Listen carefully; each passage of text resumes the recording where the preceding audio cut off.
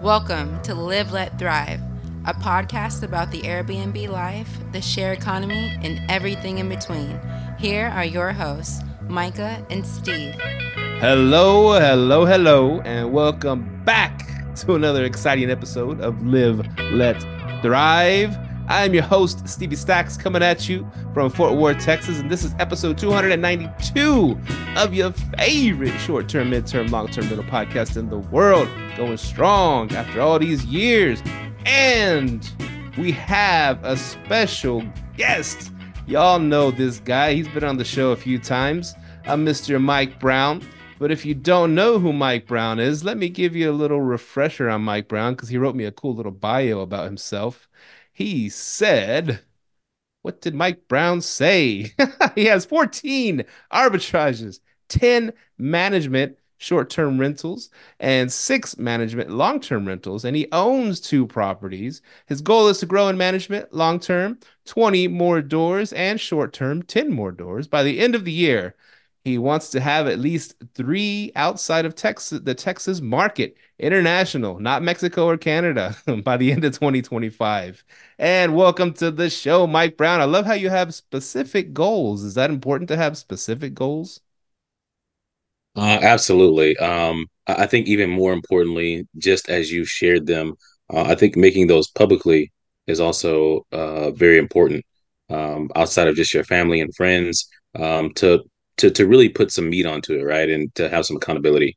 Even if people aren't gonna hit me over the head, at least for myself, it just adds another layer, and for a lot of other people, another layer of accountability to make sure that they're holding to that, right, to some level of degree. Because if you don't tell anybody, then it doesn't matter if it doesn't get done, right? So Mm, that is true. So you want to grow the management side of your company, it looks like.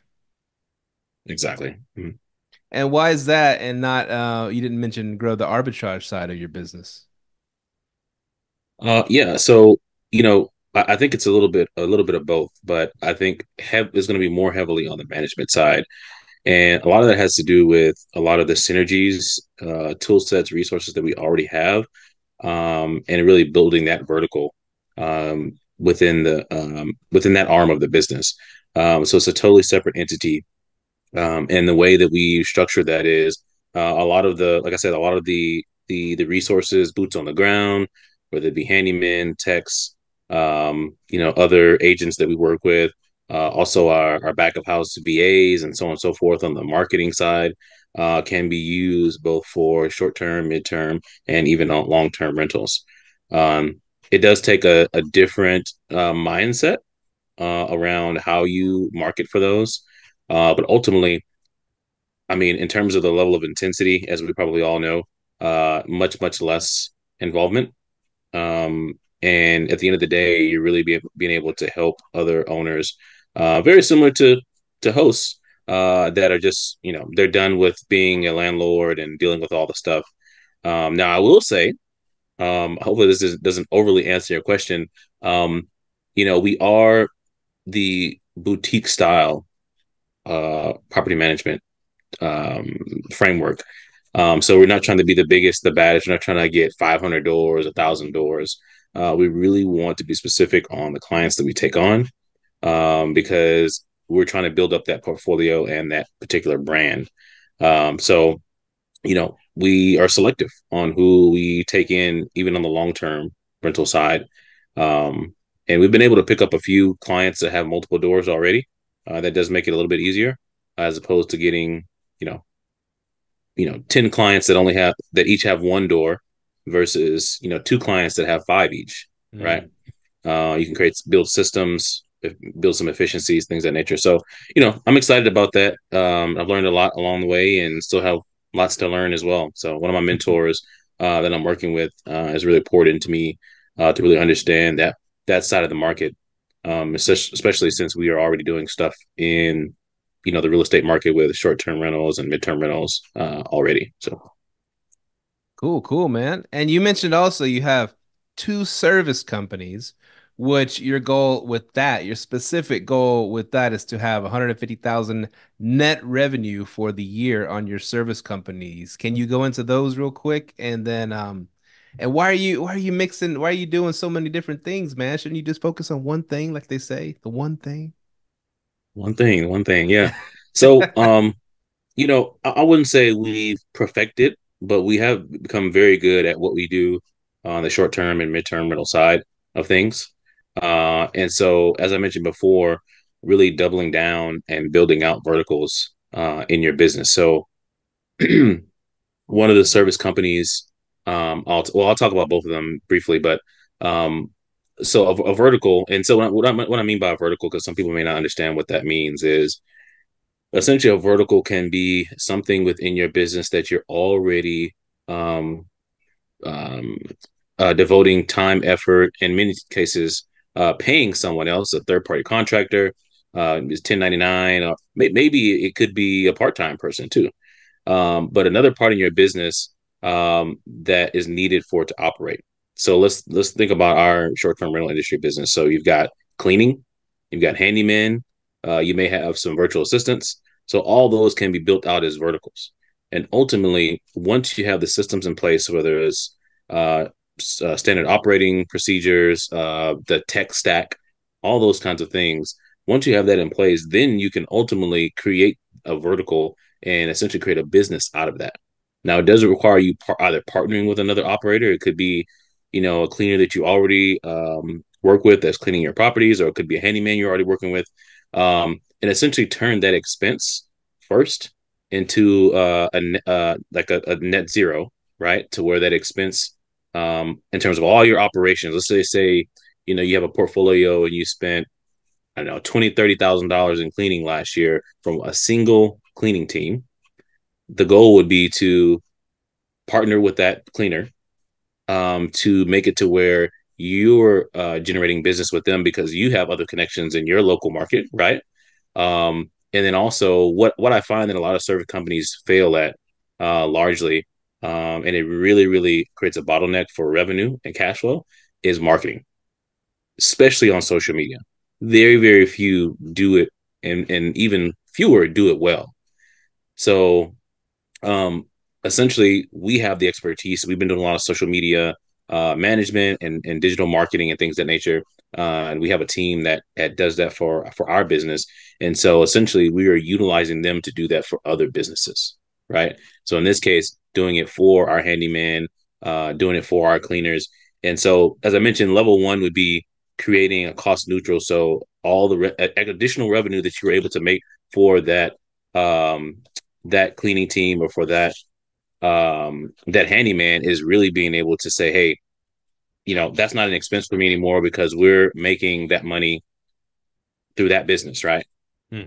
And then the second level would be obviously to build on top of that and actually start to create some real profits and generate some real money for those operators.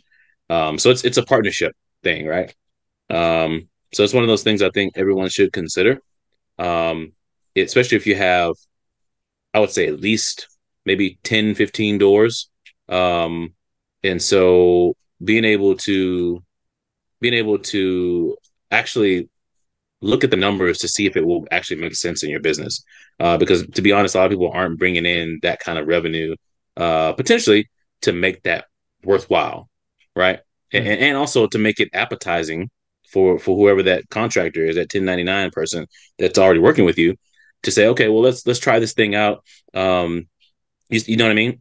So that's the piece. Because like when we looked at it last year, we said we looked at all of our 1099s, tax season, all that kind of stuff.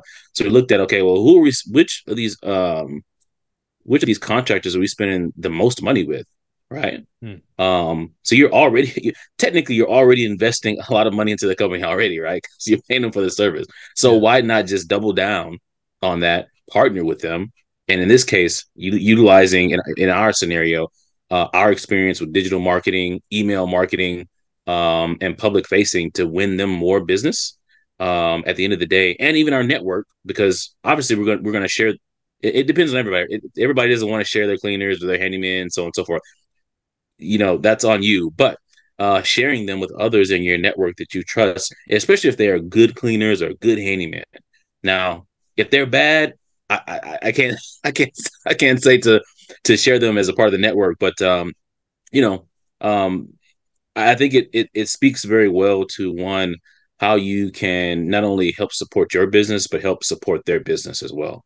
Because at the end of the day, I mean, why are we doing this, right? So, anyways, Pablo, right? So he's a great handyman. He gets the job done for a great price, right? But he's not so good at invoices, right? Especially invoices that Airbnb needs to see detail. Now they want more details, like back in the old days, you send them whatever. But now they want to see how much materials cost that they spent hourly, how much they charge per hour, how many hours they work. They want all this information, right? And Pablo, my man, he's great at fixing the thing. Here's the price, decent price, you pay it. Like, hey man, can I get an invoice of some sort? If he does get around to it, it's like he writes it on a little yellow invoice thing and then sends me a screenshot. And I'm like, yeah, and it's all in Spanish too. That's not gonna work, bro. But don't worry, I'll clean it up. I'll clean it up and I'll print it out and make it look pretty, right? I was gonna say they have translators at Airbnb, so hopefully they you know they may use that as an excuse as to why they can't pay it out though, right? That's the thing. It's not really. It's just a little scribbled on a yellow pad. And anyways, so whenever you started saying that, okay, you can make your the maintenance business, and then that business will work for your business. Fix things for your business, also fix things for other people's business. To take off the plate, the invoicing, the accounting, or stuff like that a lot of these handymen, a lot of the cleaners don't like doing. You say, don't worry, I'm gonna do it for you and I'm gonna keep feeding you work. I mean, that's like a win-win situation. And of course, they're gonna hook you up when it comes time to fix things for you. Oh, absolutely. And you made a great point there. Is for a lot of operators, I mean, even for us, as many doors as we have, I mean, we don't have enough work to give our.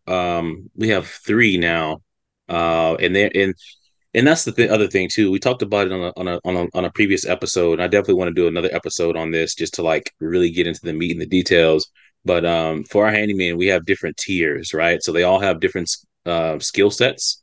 I will call it maybe level one, level two, and level three, right? So level three would be, hey, I can change out your whole HVAC system for you, right? Whereas level one would be more like, oh, hey, I can change the toilet handle kind of thing. Um, and so I think it's important to have all those varying skill sets because, they charge different rates for that, right? You wouldn't want to have a level three person coming in to change that toilet handle, Nope. right?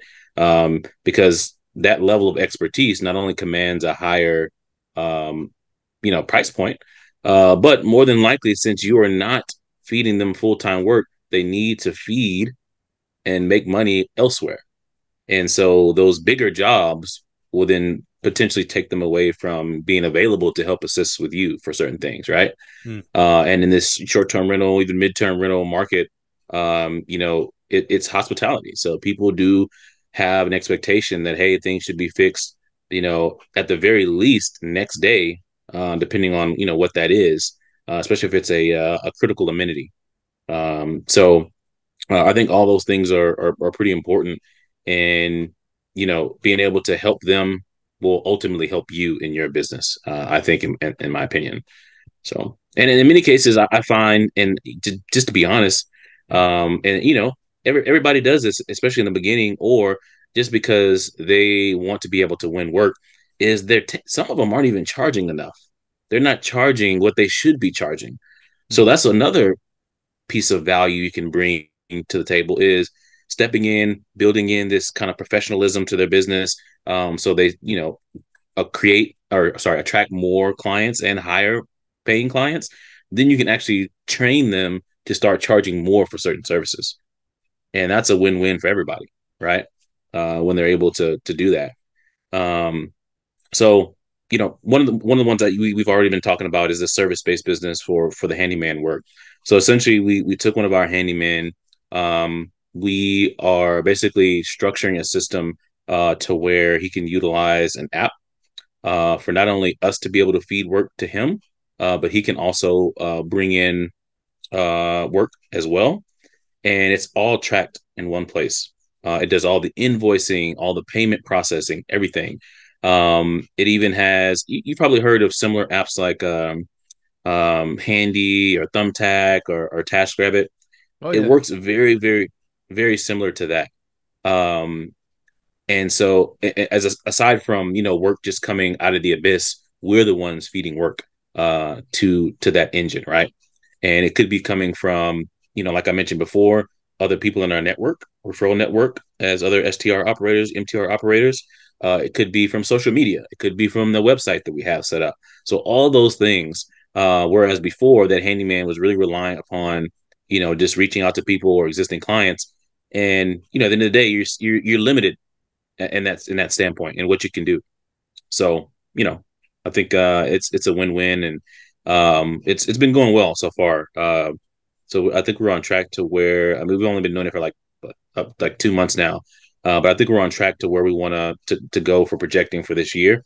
And very soon we actually may be bringing on another person to help manage that process, because as you know, once you start bringing in a lot of business, you have to have, you really want to be able to have somebody that can start to answer phone calls and stuff like that. So on a regular basis.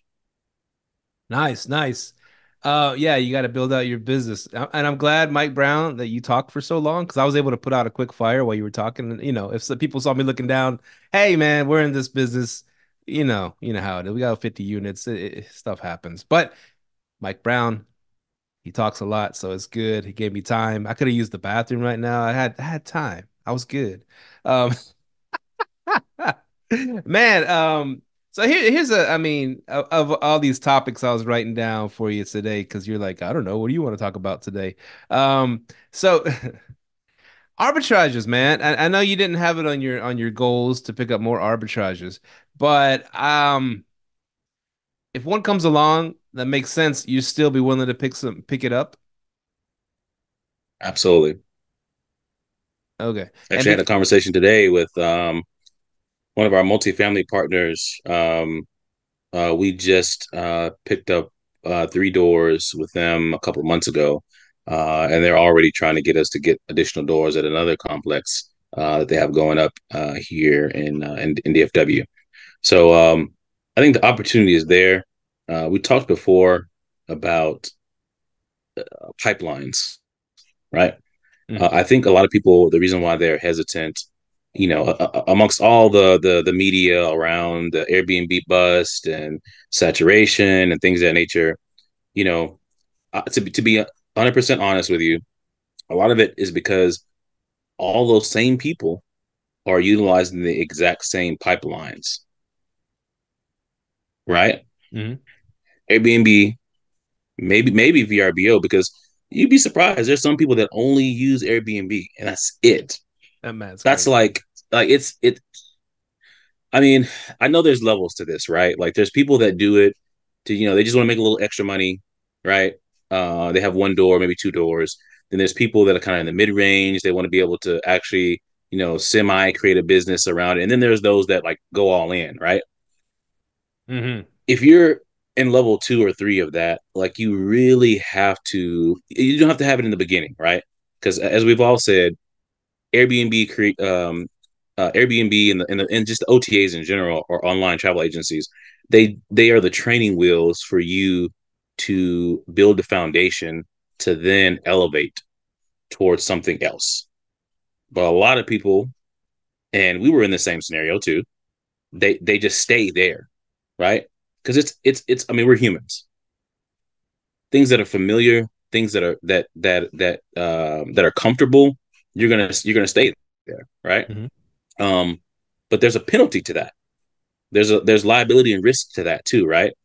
Um, we've heard about all the challenges with Airbnb not wanting to pay out for certain damages and things of that nature. And but let's just think about it from a small business standpoint.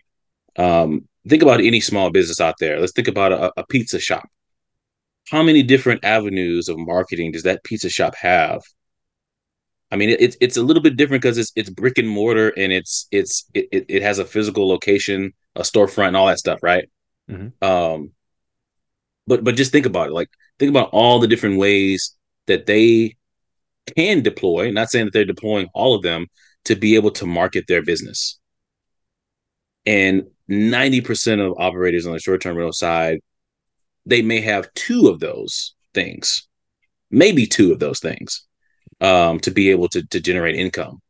So, I think the fear or the hesitation from anyone wanting to pick up, even if it's not arbitrage, if it's owning, it's the same thing. Is identifying. I mean, we talked about the avatars, but identifying and capturing where's your pipeline, where your pipeline's coming in, right? You really need to be on multiple OTAs, direct marketing, um, obviously, through the website, social media.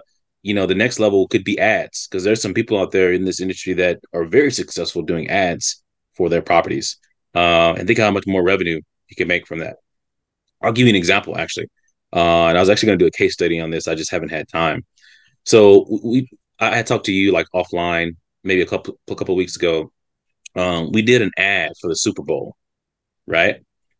So we had maybe two or three properties, I think maybe two properties that were still vacant during Super Bowl weekend, right?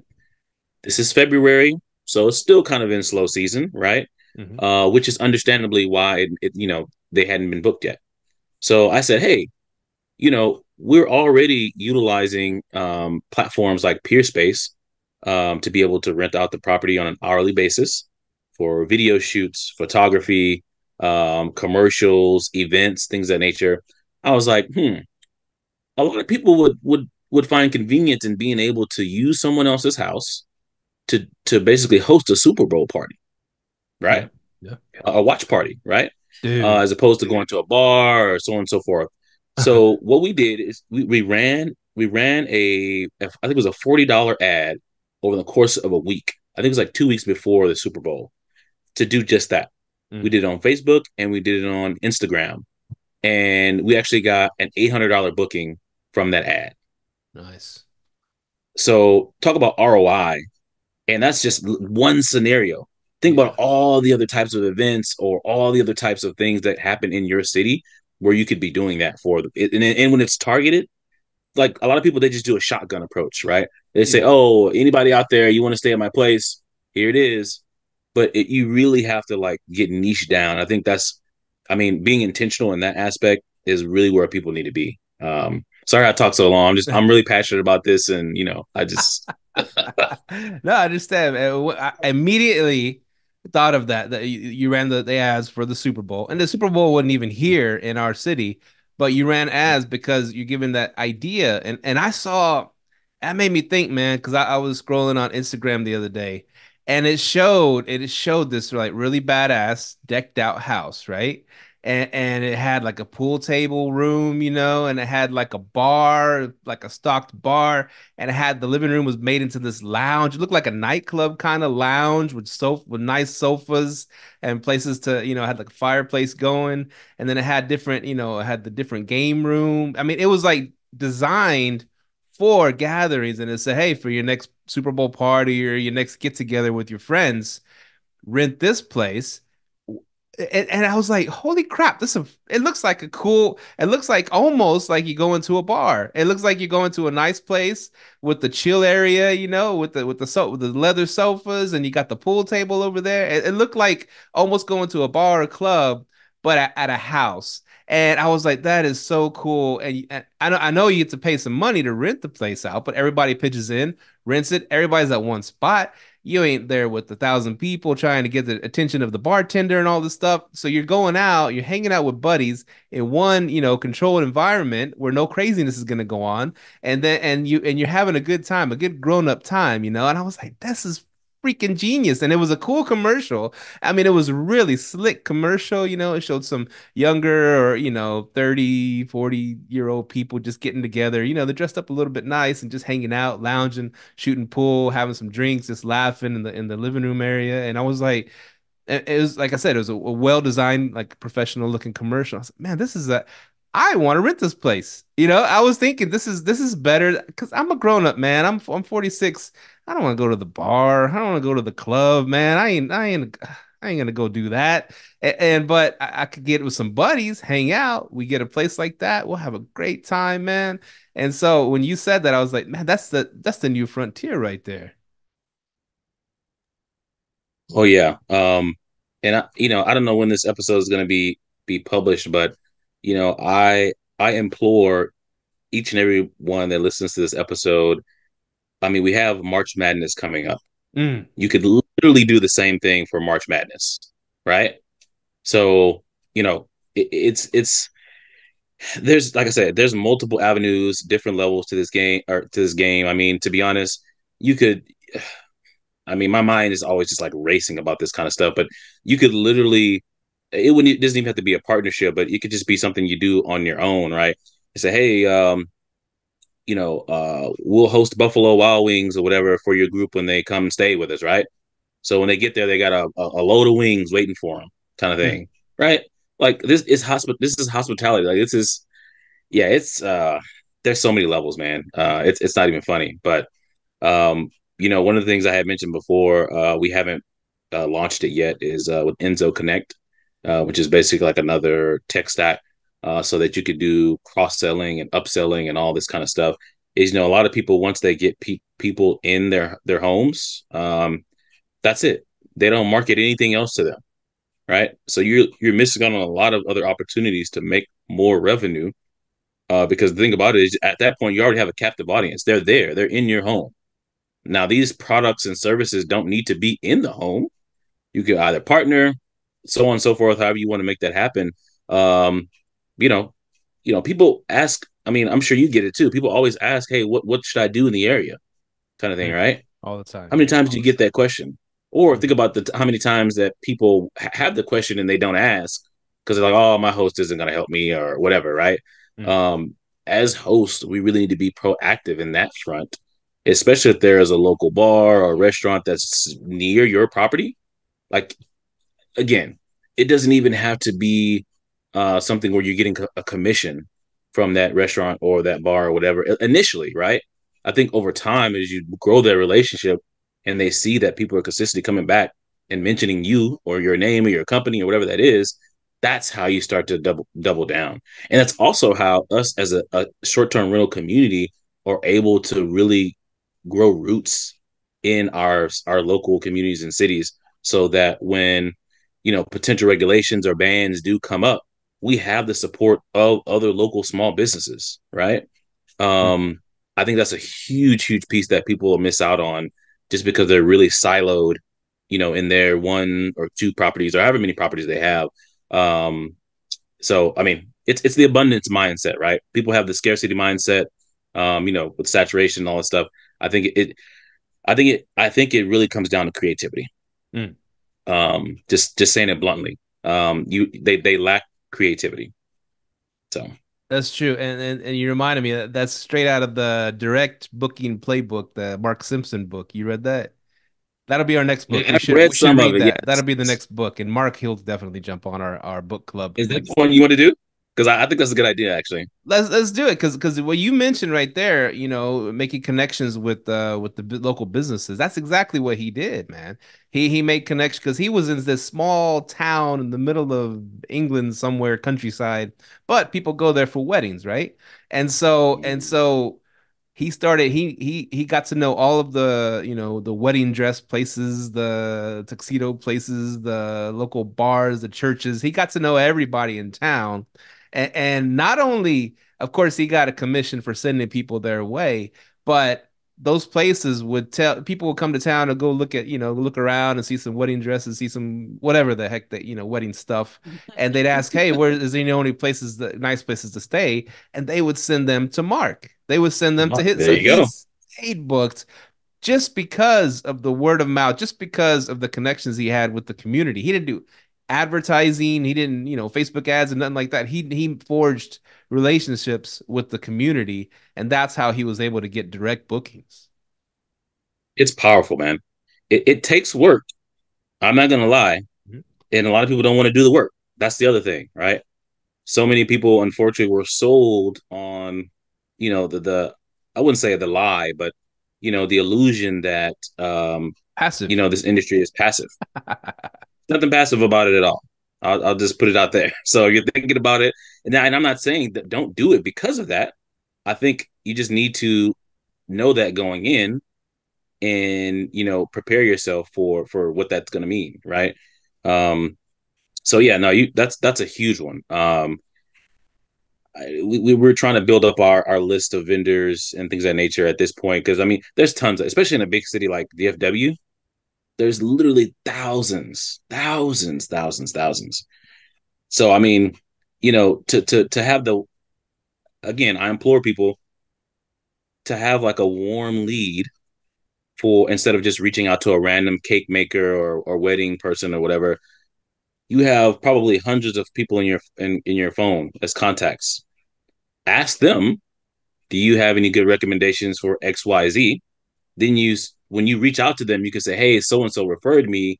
I'm looking to do this or looking to do that. That comes off way better than just walking into a storefront. Because as you know, you may not talk to the owner right away. There's gatekeepers, all this kind of stuff. So it may be some levels, and again, that comes with the work that you have to put in, and a lot of people don't want to do that.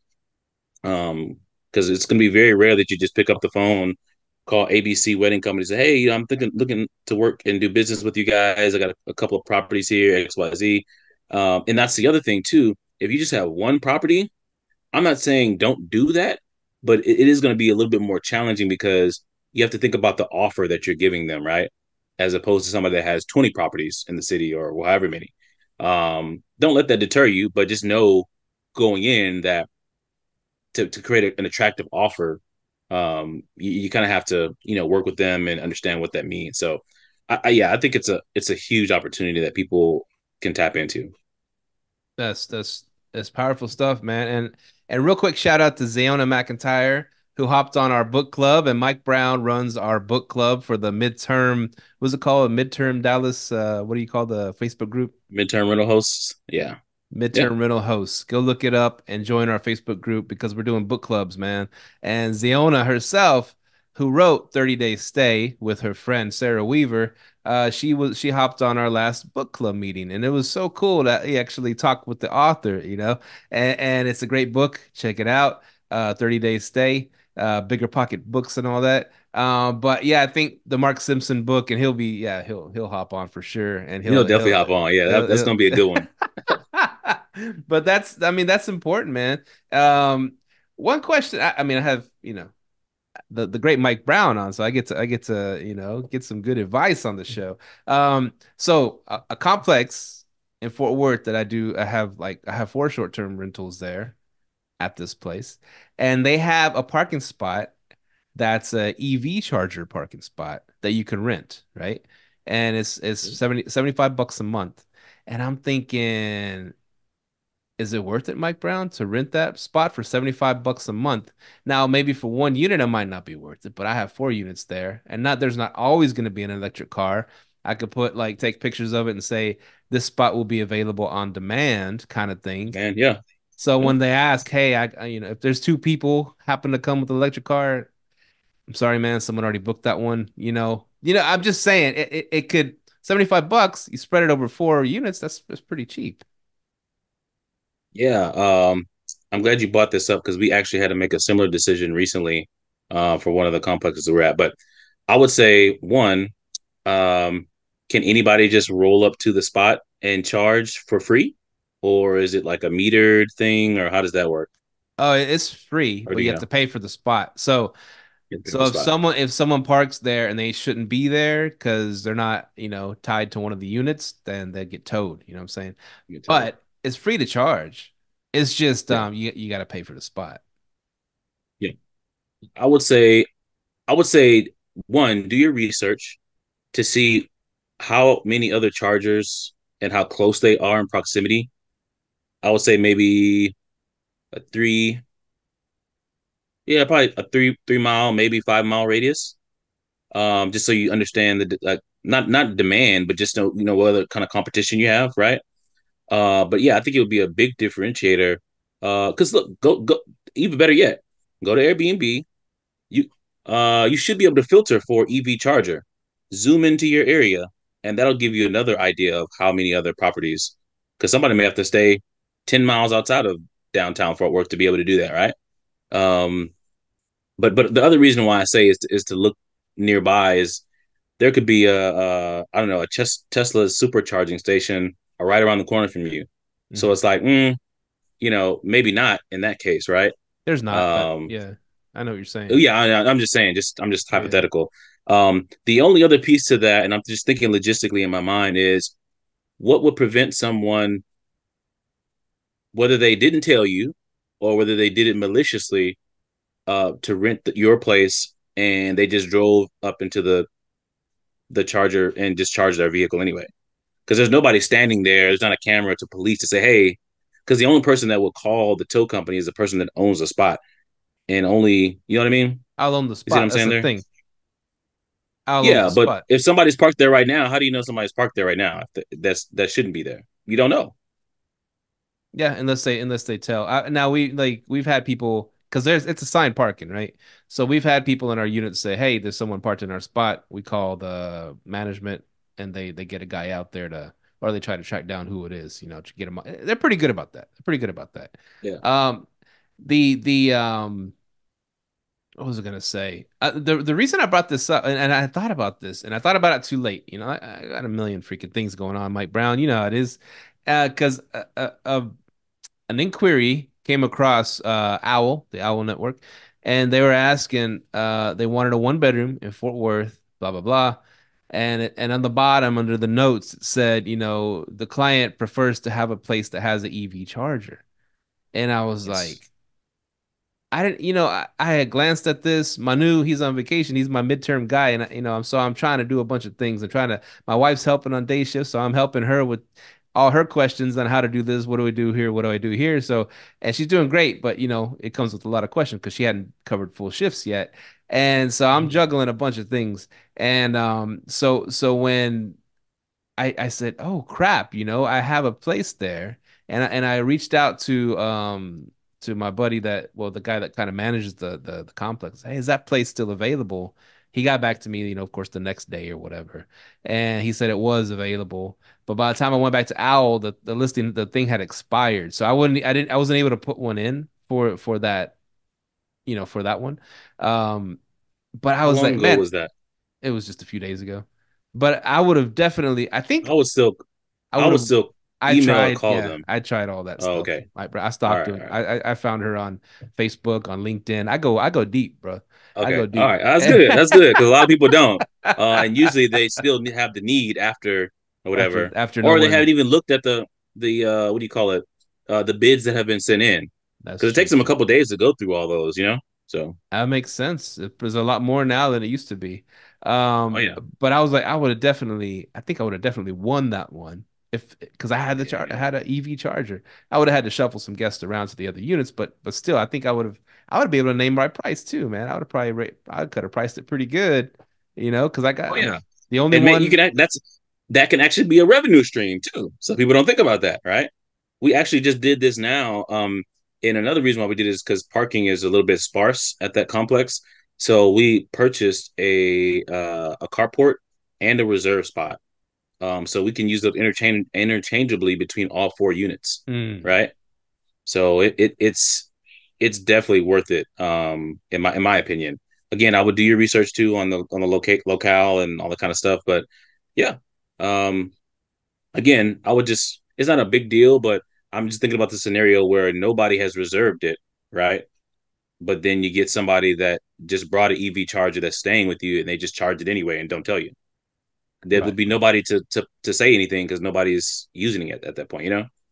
So, That is true. but But I yeah. mean, I'm thinking now our ring camera could see out to the parking lot, so we could If you could pull that off, that would be amazing. Yeah, and it gets the license plate number right there. Yeah, zoom in, man. That was the thing I was gonna bring up to you, Mike Brown. A bunch of more questions. So yeah, we've been going at it for a little while, but the of the midterm stuff. Now I'm getting a lot of inquiry, getting a lot of I guess inquiries or whatever.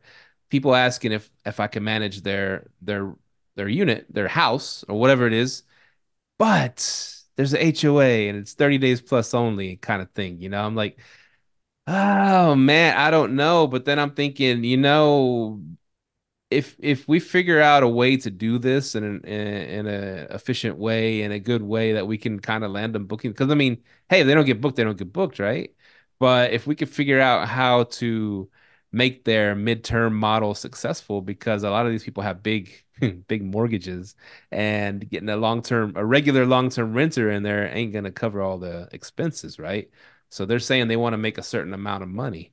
And so I'm thinking, is it worth it to pick up these houses that you could only do 30 days plus?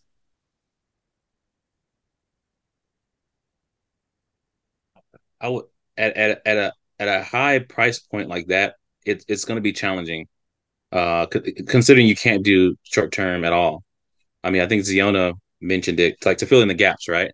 Hmm. Um, it's going to be very very challenging, and I think as well, you know, obviously you can vet tenants and things of that nature, but the HOA could come back because there's actually some HOAs out there that have like 3 month minimums, and I think I saw one. I Six can't months. I remember seen what 6 months. city. Yeah, 6 months. I seen It's that. like you might as well just sell the house because you're not gonna be able to do it, or you better have some money set aside to dip into because there's gonna be some vacancy in that scenario. And I think if you're considering doing that or working with a client, especially if they don't know the industry, I think it's really, really important to make sure you set expectations with them. Because I mean, I would say just up front, it's like, hey, are you okay with being vacant for 30 days? Is that okay with you? Because if it's not, then this isn't going to work. You know what I mean? Like I wouldn't sugarcoat it and try to say, well, hey, maybe because it's going to happen in that scenario, right? Hmm. Now I don't know how expensive these places are. Maybe they're comparable to where they're getting a good churn. Because so we have one, and it wasn't by design or intention, that has consistently been a midterm rental for the past 2 years. But that's because we have a low rental rate, and so therefore we don't have to charge X amount of dollars like others are, and still be pretty profitable Mhm. on those units. And so yeah, I think it's gonna come down to that. And then in that case, you're charging a management fee on top of that too. So they've got to consider that. So Yeah, yeah. I was gonna discuss this with you because I'm trying out like a hybrid kind of management fee thing with the midterm. And here's my approach, right? And it sounds crazy, but all right. If we get a midterm booking from Airbnb or VRBO, we can take 10%. We'll take 10% of gross. 10% of gross. Mike Brown taught me the gross part. That didn't sound right. But anyways, now if it's from one of our sources, one of our sources that comes to us and needs to stay, we will make the bottom dollar that you want for a midterm rental, and anything over that, we keep as our payment. So I see that working out as like a hybrid approach. I mean, you do get bookings from Airbnb for midterm stays and VRBO sometimes, but when we are able to land something from our own, networks, our own connections or whatever like that, that's where we can make some really good money.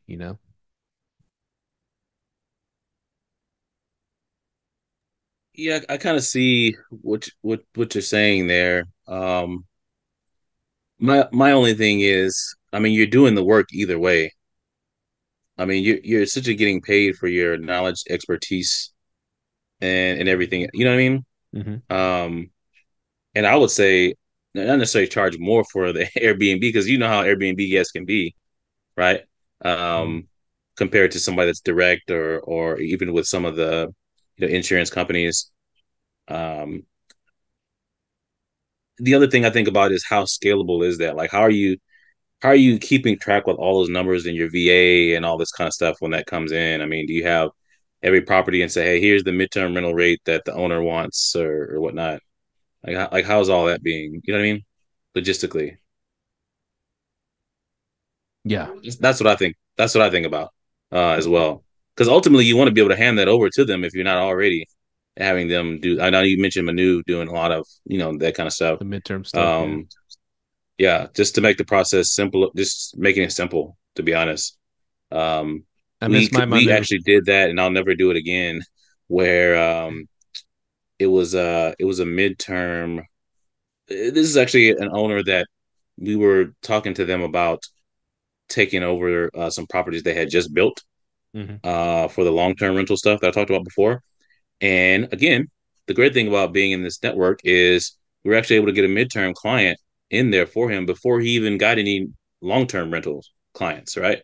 Hmm. So fresh new house, boom, got premium rent above market rate for like 3 or 4 months. Um, but we made the mistake of because we already had a rate that we were trying to work with him for taking them over for long term management, right? Long term management is usually between I think 5 and 12%. So 12 on the high end, 5 on the low end, Hmm. and being able to basically do a discounted rate for that property for a midterm rental. I'll never do it again. It's the same work. It's literally the same work. It's not anything. Now you may have it to where once they're in and settled, but in the beginning, like it's actually, especially if you're not doing onboarding fees for each property. Think about that. I mean, do you charge an owner for every new property they bring on board? You do? We do, as far as we create the accounts for them through our referral code. That's how we get paid. Mm, okay. What if you had an owner that said, "Hey, I don't want to be on Airbnb," I and haven't then had one say so what do that you do? yet. As you, I know. I'm just what we do, what we do, we say like if they want to keep their own account, that's fine. We're gonna be like a $500 onboarding fee because we have to set everything up in our systems and all that stuff. But it's free if you let us use our referral code, and our referral code is up to like $720 now for if someone gets a couple. I guess it's 2 or 3 bookings they have to get on Airbnb. Is that how yes. it works? Yeah. Yeah, I think you have to have there's a criteria, but usually, I mean, if you're trying to manage them and make money for them, you'll get that pretty easily. But yeah, I mean, I guess that's something. So we'll usually do an onboarding fee. It's like $1,500 um for a new client, and for the ones we've gotten on to date, I mean, they've all had like 2 or 3 properties, right? Mm. Um, so I guess it's about similar to what you're talking about. Um, but if they were to add more to that, we hadn't considered doing onboarding, but we probably should. Because to your point, especially if you really want to be a top tier operator, right? We talked about being able to take in, detailed inventory of the properties, right? And this assumes that the photos are already done and all that kind of stuff. Because at the end of the day, you're putting it on your property management system, right? You're putting up all the photos, all the listing descriptions, all the copyright, all that stuff. But then comes into the logistics side, smart locks, cameras, lock boxes for lockouts, people get locked out, all that stuff. If you have special technology in your properties for like tech, like all these smart microwaves and smart TVs and all this stuff, like all that is taking inventory, and that takes time, and somebody has to do that. So you should be compensated for that. So I totally agree with that. You know, and just understanding the layout of the house. One of the things we're doing now, and this is also why we charge as much as we do, is we're starting to do. Oh, sorry. Well, we have done it now for like the past year or two. Is the 3D Matterports. So you can do a 3D tour of the whole house. We don't do it for apartments, but basically what that does is you put that 3D mapping of the house into a QR code, put that QR code in your listing, so now people can actually do a 3D tour of the house before they even book. I think it becomes especially important to do that for midterm rentals, especially if you have a high occupancy, home or portfolio, is because the home may not be available to be toured in person because somebody's there right now, right? But somebody's ready to book. And so how do you make that happen? So you send them that link to the tour or the QR code, and they're able to do that. What we're doing on the midterm specific sites like Furnish Finder and Agoda, some of the other ones, is we are putting 2D floor plans as well into the listing because we're getting so many questions from people about that. Why not just go ahead and do it? Eliminate questions. The thing too, again, this comes with marketing, and a lot of people, unfortunately, on that are just on the OTAs or just on Airbnb don't have to deal with this because, I mean, essentially you're paying them a marketing fee, which is your commission to them to market the property, right? Is eliminating friction.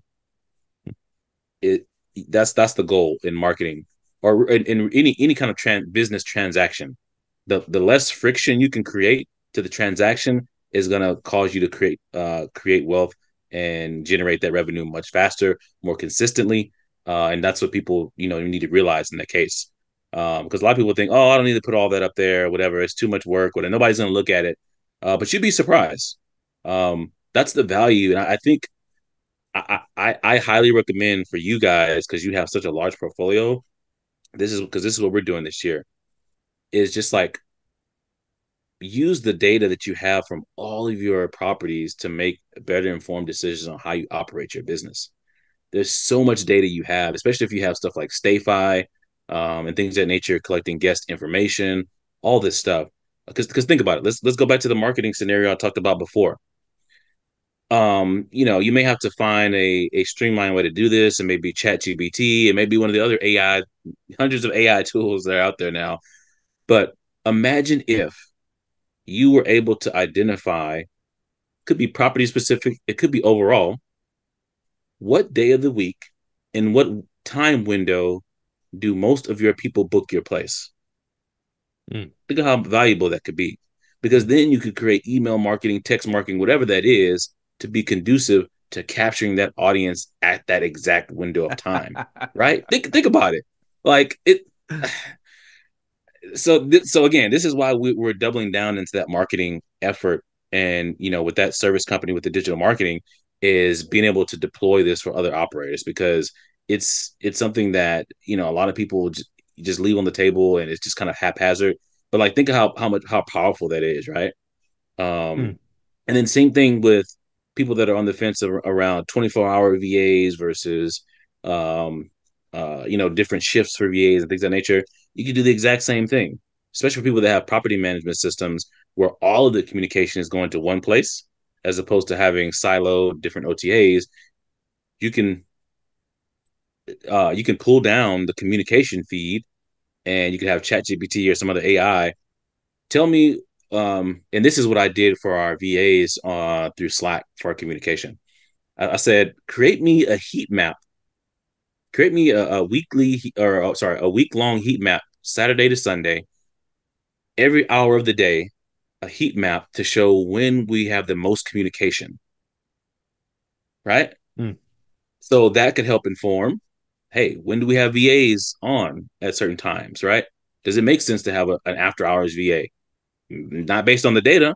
We can think because we remember that one time or two times or something happened, and then we got scared and said, oh, we got to have a VA during this time. Maybe you don't. Right. Yeah. So so anyway, I could go on and on, man. But I love the data. So many things right there, man. I don't know where to start, but I'll start with we'll go way back to where you were saying about knowing exactly when to, send out an email, when the people are going to book, all that stuff. It reminds me go to the day job in the morning, before we bid our spots, they got the TV going on, got the the news on, whatever.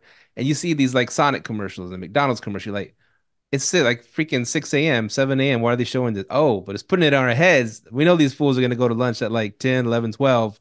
They already got, oh, damn, I know where I'm going for lunch. They know exactly where to plant those commercials.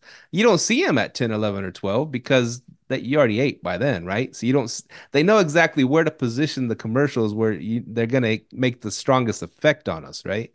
And speaking of fast food, did you hear what Wendy's is doing? You heard about that? My wife literally told me today about it. I was like, you got to be kidding me. Dynamic pricing at a fast food joint, dude. I mean, it took them a long time to come up with this. The genius idea. I know a lot of people are pissed off about it, right? Because of course they're gonna have the peak prices at 12 o'clock or 11 or 12 o'clock. They have peak prices, and then later in the day, that after everybody gets off work, then have peak pricing too. But I was like, wow, this is the first fast food place to ever think of dynamic pricing to generate more profit.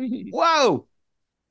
Yeah, It's genius. It's genius, but I know they might get backlash from it. But I think Wow, I can't I believe don't no know one's how ever well that's tried gonna that work, man. before. Because yeah, I don't know how well it's gonna work, but maybe. Um, yeah, we in that same conversation we talked about how, and I know it's a lot of money to employ the tech, and then if it goes down, all that kind of stuff, is why more grocery stores don't have like the digital um pricing, because you can change everything from a click of a button as opposed to having a store employee go around and change all the pricing and then match it up with the codes and all this stuff. Hmm. That in itself could be a revenue stream for grocery stores, because they could adjust the pricing just a little bit, because you're not gonna know. Like, how much did you pay for bread yesterday? You couldn't tell me the exact price. You could say, oh, it was around $2-ish or Yeah, whatever, yeah. right? Hmm. But and they could do the exact same thing. Now, it wouldn't be necessary based on demand or time of day. It could just be, throughout the month they fluctuate the prices. I Um, think that'll be a lot easier to do now that so many people are going towards delivering the groceries plus picking up the ordering everything online. I mean, so many people are doing it. You go to the neighborhood Walmart, half the parking spaces are pickup now, right? And yeah, yeah, it's nuts, man. How many people have latched on to that? We do it all the time. We don't even, I mean, go to the yeah, we grocery do store too. anymore. So We order it, they drop it off here. It's freaking beautiful, man. Except for fruits and vegetables, that's hit or miss, but whatever. Uh, but yeah, yeah, they or the could. or the time where they miss half of your order, Yeah, and we that didn't happens realize it too. until we got home. I was like, "Where's everything?" Like, But they're good to fix that, man. They're good to fix that. yeah, And if they are. some They are. if they give you the wrong thing, they're gonna take it off. You can keep that thing. They're gonna take it off the price. They're real good about that right now. But so that as people move more towards that, all the checkouts are self checkouts now. It's moving away that these stores don't need people to run them anymore. Maybe just a few people there to stock things and stuff like that. But it's going to be a lot easier to do those dynamic pricing moves if it's all on your phone or an app, right? What I want to see change is them stopping you at the door to check your receipt, That's only in the like you hood. stole something. No, they do that no, they do that at every Walmart that I Nah. go to. Well, yeah. Well, I mean, no, Hey. no, it's everybody, I'm like just even the kidding. people in front of me. So it's Definitely in the yeah, hood. it's Not in, if it's not in the hood, that's hit. Sometimes they do, sometimes they don't. But yeah, definitely in the hood. They be checking everybody. They be patting you down and stuff. Um, so yeah, awful. that's also one more thing I was gonna bring up. You had this little gem, this little nugget. I thought it was a gem or a nugget at the time. You're saying if you tell these corporate housing providers zero deposits for these guests, so to paint a picture for people that aren't too familiar with the corporate side, these corporate housing providers hit you up. They say they found your house on Zillow, or they found your house on Owl or whatever, and they say, hey, I got some clients that want to rent your house for 3 months.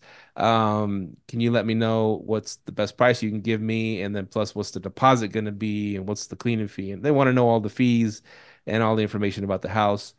Mike Brown came up with this idea, do zero deposits because the deposits come from the actual client, the guests, the tenants themselves.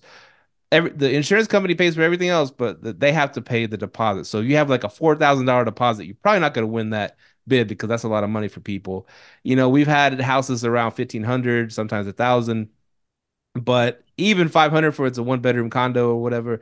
But Mike Brown came up with an idea saying that do zero deposits and just back it up with your insurance or super hog or whatever at the $35 waiver, damage waiver, and you're gonna win all those. Anyways, I've been trying that, Mike Brown. I ain't won shit.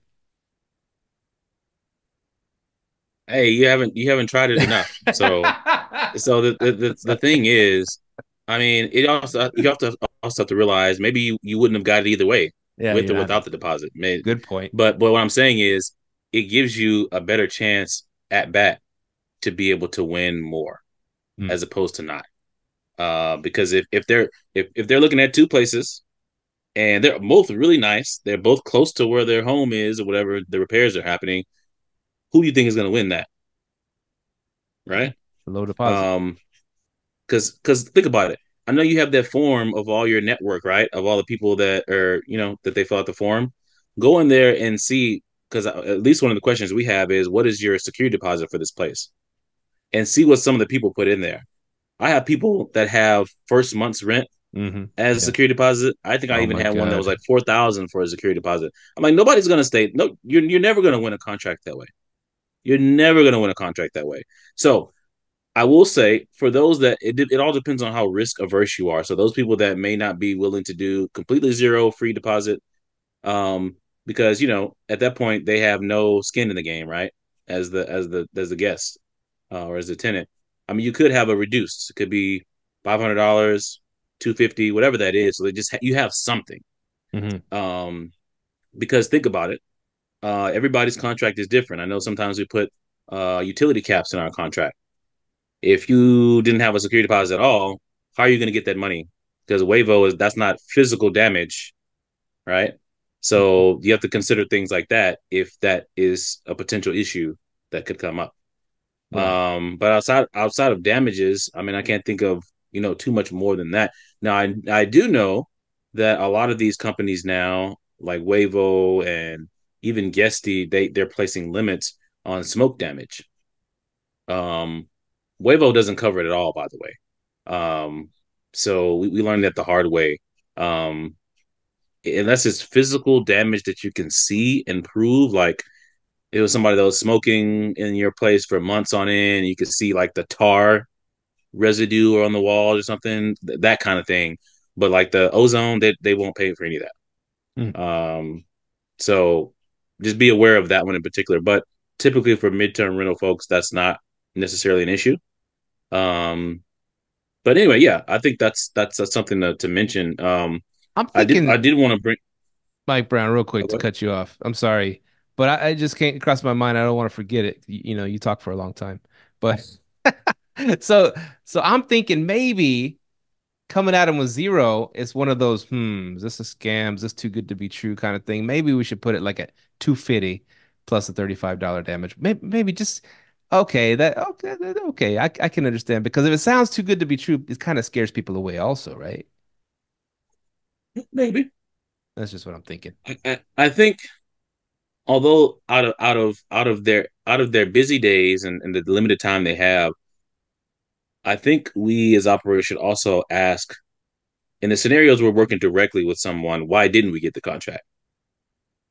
Right? Yeah. Because remember, that goes back to the data part that gives you more feedback so that the next time you can make a correction or whatever that may need, right? Mhm. Because the sorry, and we actually lost one because of this, by the way. Um it maybe there wasn't a desk in the room. Mm. That's an easy solution Yeah. if they would have Let just us know. asked or whatever. Yeah, so it could be a multitude of things. Some you can control, some maybe you can't control. But I think that's another best practice people should start doing is just asking, hey, why didn't we win the contract? Right, right. You And know, that makes me think of something also. Because I did the thing where I checked every single box. Let's say go back to Airbnb real quick. I checked every single box so that we got everything, man. We got a bowling alley and all that. No, just kidding. Not that far. But every single box. We got weights, we got everything. Uh and someone rented our place long term, stayed there. And then when they left, they said, "Hey, this place didn't have this place didn't have that." This because my reasoning was if they get there and it's one of the things that they were looking for we have on the list we don't have like the free weights and the yoga mat or so just for example something like that. Oh, I'll get those to you within the hour. You know what I'm saying? Sorry about that. yeah, the yeah. last the last guest must have took them or something like that.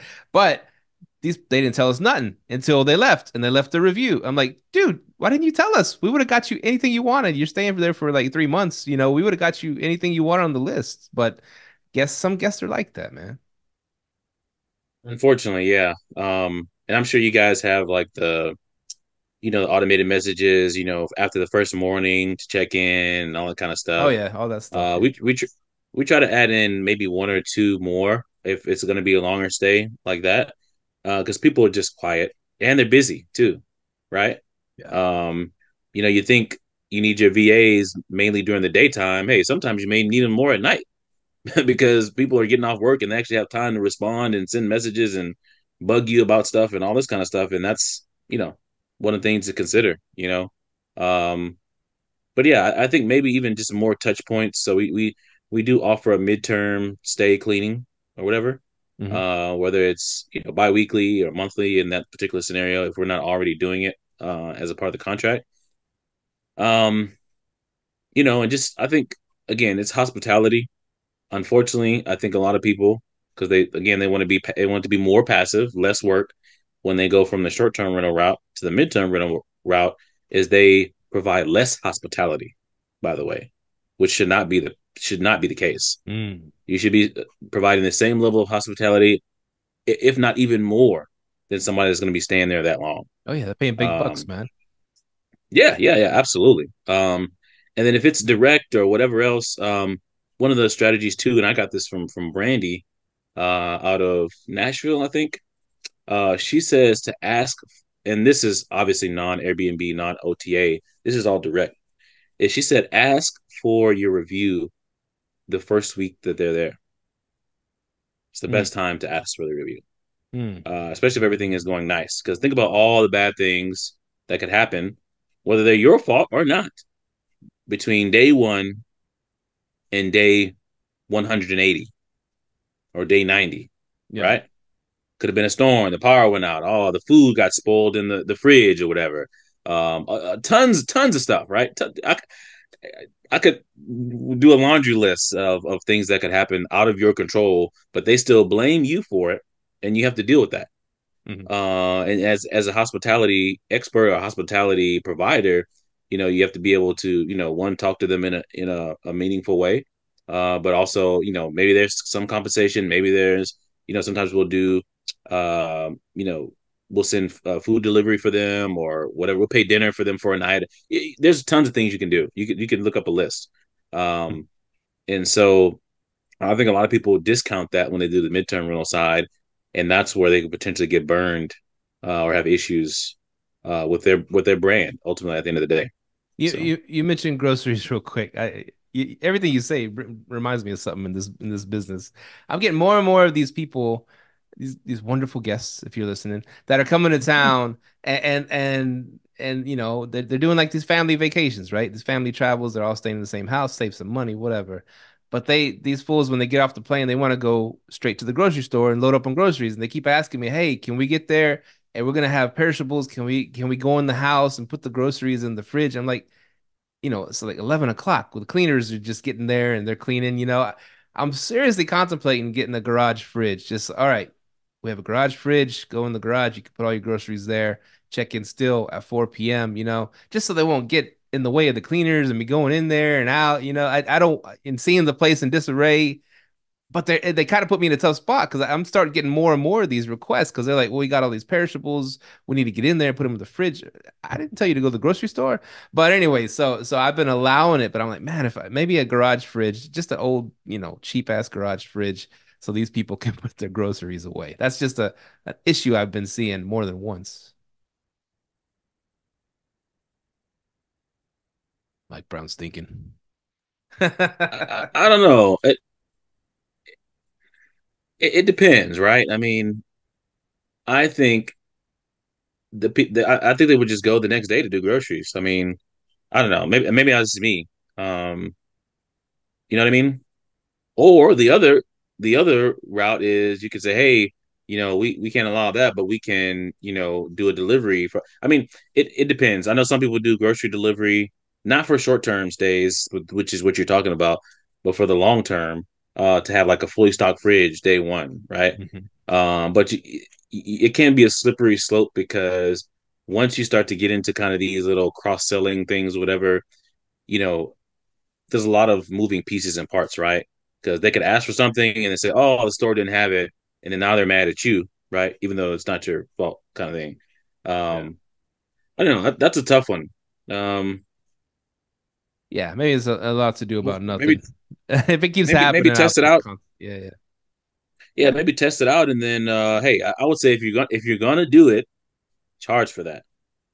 Mm. Don't do it without charging for it. I love it. Because you gotta pay back for that freezer, right, or that fridge or whatever you're gonna do, even if it's Ex a cheap one, Yeah, yeah. right? And what you brought up earlier, about deposits. Real quick on the deposits because it reminded me of something. Now, I mean, rents have skyrocketed over the last 5, 6 years, right? So I remember like 6 or 7 years ago, you could rent a house for like $900 a month. 900, 1,000. When it touched 1,000, people were freaking out. $1,000 to rent? That's crazy. And now it's like for a regular house, it was like 2,500. Regular cookie cutter 3-2 rents about 2,500 in our area. And go to Dallas is what, 3,000, 3,500. Yeah, I've seen some at 4. It's crazy. It's nuts. But these fools, sorry, these people that we're trying to arbitrage from, they still doing the old, by the book. You got to charge 1 month's deposit. So you're telling me that I'm gonna pay anywhere from $5,000 to $10,000 day one to get into a freaking house. And now, and I can see that a lot of people can't even get into rental houses anymore because they got these giant deposits because rents have gone up so high. But it's the Yeah. same house. Why are you jacking up the deposits double, triple?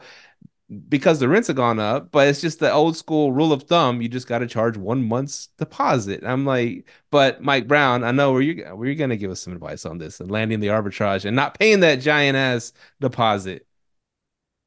Oh yeah, I mean, I think it comes down to negotiating with that landlord because you're not a normal tenant. You're a business, right? So you're gonna be taking care of that property because you have to market that property every single day so that people could stay there and have a great experience and continue making that revenue. Um, I've seen Sean Rockagich and a couple other people mention kind of like a what is it called? De-escalating um security deposit where you pay it over time and things of that nature. Um, and so, that's an option too. But I think for a lot of people, they can actually do that to sorry, they can actually do that for their long-term rental tenants as well, if that makes sense. So instead of, charging, first month's rent, maybe you do half upfront and then you break up the rest of it into the lease each month. So ultimately they'll pay it anyway, right? Yeah, yeah. Um, and so because think about it, a lot of people, and I know some people maybe have never lived in an apartment before, or maybe they have lived in an apartment. I think it's very important as an operator in this industry and real estate in general is to always pay attention to what multifamily and apartments are doing, right? So their apartment complexes are allowing, they actually did this on the one we just did. They're allowing you instead of paying that, and it's not obviously first month's rent like, normal homes are, but that $300 or $400 security deposit is to pay that over the course of the lease, right? So Hmm. now it's like $15 a month, $10 a month, whatever that is, Right, right, right. as opposed to that lump sum. And that could also be a negotiation tactic for somebody picking up multiple doors at a complex too. It depends on if they offer it or not. Smaller landlord versus bigger landlord. But I think that's key. And also, what some apartment complexes are doing, I haven't found a product that makes sense that doesn't put more risk and liability on you for it. But apartment complexes are now allowing you to do split rent payments. Mm. So there is a subscription plan you sign up for. It's like maybe $12 a month or something like that, $10 a month. It allows you to pay half of your rent on the first, the rest of it on the 15th. Okay. You see what I'm saying? Yeah, yeah. So again, these could also be differentiators to where now you're able to pick up, certain clients that you wouldn't have been able to before. And you also have to realize the state of the economy. Um, people don't have a lot of cash, and cash is limited. So, and cash flow, it can be limited for the normal person. So being able to put them in a better position to be able to have a consistent rent being paid, and this is being paid to the debt service company, and then the debt service company pays you, right? Hmm. So if they have to go back and fight for the money, they have to do that. That's not you, if that makes sense. Right. Similar to the pay it thing we talked about before, but so all these different models are coming out on the multifamily commercial side. I think landlords and operators like us need to be paying attention to that because those tools and resources and companies can be utilized for what we do as well, right? That's a good take right there, man.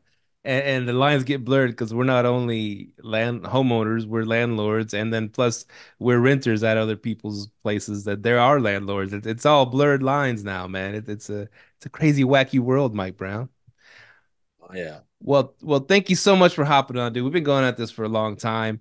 I think people are getting a lot of value out of it because you're always dropping gems. Yeah, I did want to mention, if it's okay. So I do have authorship now.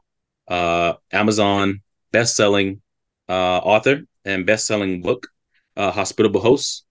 I know that may not come up so well, but Hospitable Hosts. Julie Um, George. yeah, Julie George. A lot of other folks are on this as well. So this is volume 3. I'm in chapter 31 of the book. So definitely want to check it out. Um, Steve will post some links for you guys as well, to check that out. But I'm very humbled, appreciative, and honored to be a part of the last installation of the book. I met a lot of great folks being a part of that network, and look forward to sharing everything that I learned from them with you guys. As I come on for additional shows and all that kind of stuff. So glad to be a part of it. That's awesome, man. Congratulations. And go get that book. Mike Brown is a decorated author now. That's so cool. And where else can people find you, Mike Brown? They can find us on Instagram at PBD Stays. They can also find us on Facebook, or any social media channel, LinkedIn, so on and so forth. So glad to be a part of the community and just sharing whenever we can. We do a lot of events and things in Dallas. So if you're in Dallas, you definitely want to be plugged into our Facebook groups, because we're always sharing information there and meeting up with folks. So just glad to be a part of the community. So thanks again for having me, Steve. Thanks for hopping on, my brother. And thank y'all for listening. We will see y'all next week or this week or whenever we drop this episode. Peace out. Later. Thank you for tuning in to this week's episode of Live, Let, Thrive. Be sure to tune in next week for all the latest in the world of Airbnb and all that entails. Bye-bye.